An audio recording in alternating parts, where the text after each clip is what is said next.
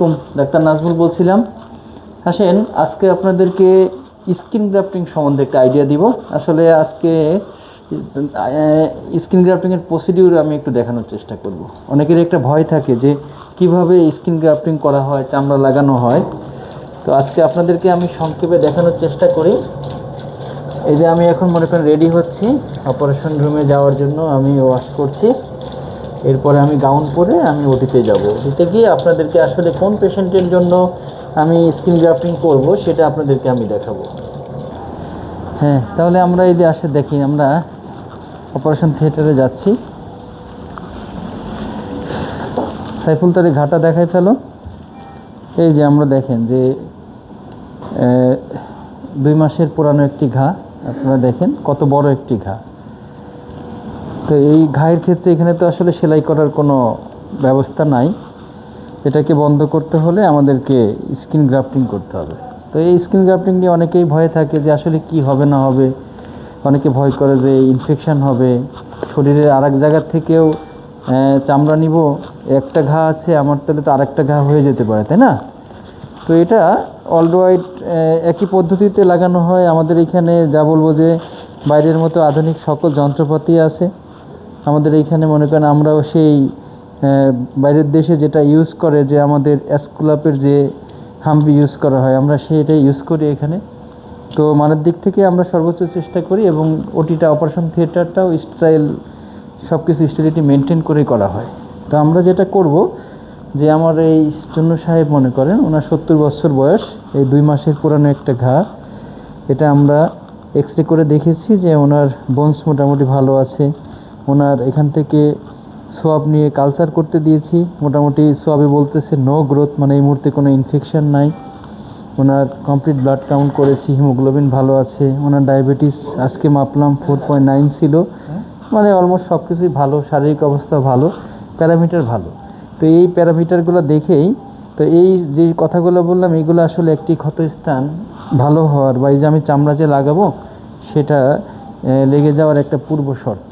তো আমরা যেটা করব, আমরা সাধারণত এই ঘায়ের ক্ষেত্রে আমরা থাই থেকে, অর্থাৎ হাঁটুর উপর থেকেও চামড়া নিয়ে থাকি, আবার অনেক সময় নিচের থেকেও নিই। তো আমি এই পেশেন্টের ক্ষেত্রে হাঁটুর নিচ থেকে আসলে আমরা চামড়াটা নিব।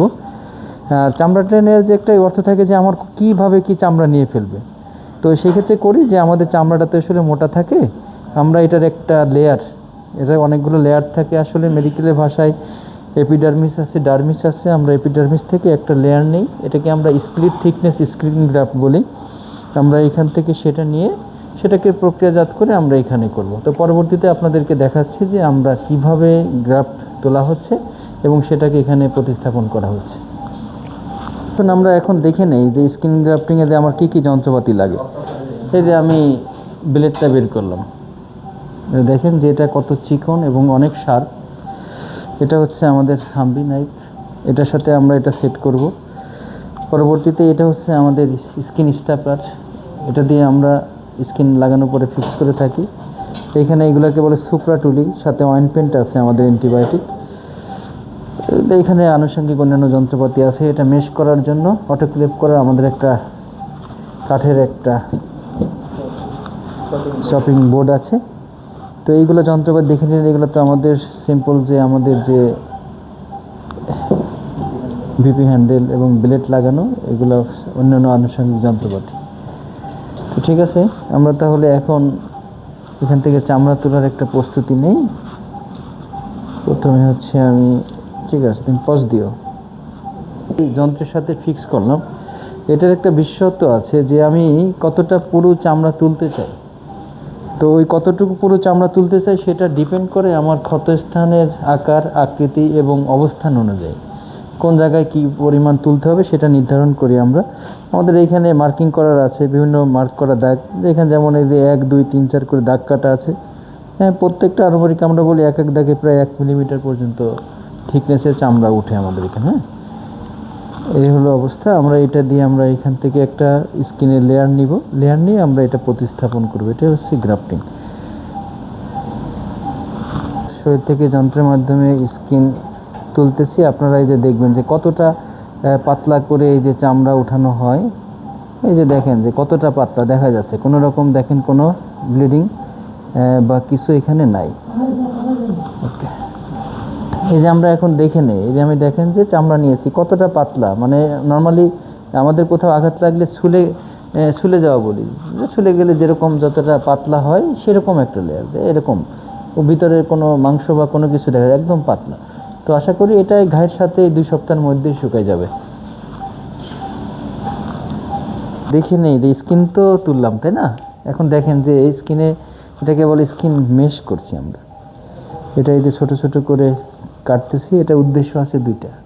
একটা হচ্ছে যে আমার এটা টিস্যুটা বড় হবে, অর্থাৎ আমার ছোট জায়গাকে আমি বড় জায়গা কাভার করতে পারবো।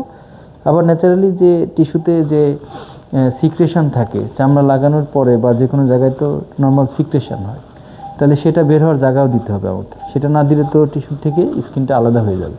তাহলে আমার এই মেশ করার উদ্দেশ্য 2টা, যে টিস্যুটা বড় হচ্ছে এবং ভিতর থেকে যে সিক্রেশনটা বের হওয়ার আমি একটা জায়গা পেয়ে যাচ্ছি। তো এটাই আমি মেশ করব, মেশ করে এটাই আমরা ই করব।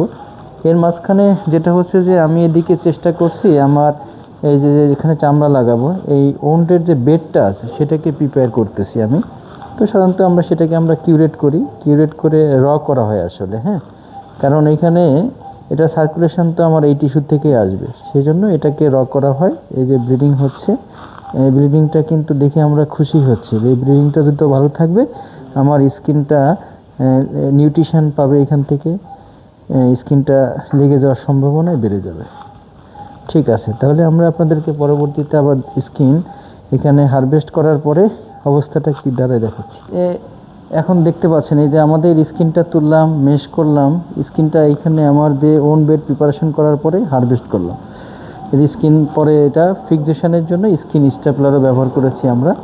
এখন এটাকে আমরা সুপ্রাটুলি এবং অয়েন্টমেন্ট দিয়ে স্টেরাইল একটা ব্যান্ডেজ দিব এবং ওনার একটা পোস্টেরিয়র একটা শর্ট লেগ ব্যাক স্ল্যাব আমরা দিব, যাতে পেশেন্টের এখানে ভর না লাগে। তো এই পেশেন্টের ড্রেসিংটা আমরা পরবর্তীতে 5 থেকে 7 দিন পরে চেক করব। তো সবাই ওনার জন্য দোয়া করবেন।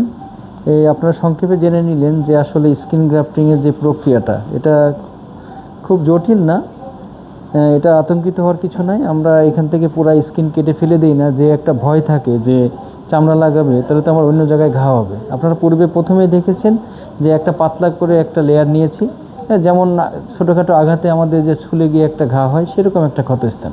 তো এক্সপেক্টেড যে এই 2টো ঘাই 2 থেকে 3 সপ্তাহের মধ্যে পুরোপুরি হিল হবে এবং ওনার হিল হওয়ার পরে আমরা তো চামড়া লাগিয়ে দিলাম, বাট আল্লাপাক যে সোলে যে স্কিনটা দিয়েছে ঠিক এরকম ঠিক তো চামড়া আমরা দিতে পারি না। ওনার কুশন ইফেক্টটা একটু হ্যাম্পার্ড হয়, বা ভবিষ্যতে আমরা ওনাকে নরম সোলের জুতা বা কাস্টমাইজ সোল সহকারে জুতা পরতে বলি, এতে উনি হয়তো ভবিষ্যতে ভালো থাকবেন। তো ওনার জন্য সবাই দোয়া করবেন। আসসালামু আলাইকুম। ভবিষ্যতে অন্য কোনো অপারেশন নিয়ে আপনাদের সামনে হাজির হব। ভালো থাকবেন সবাই। আসসালামু আলাইকুম।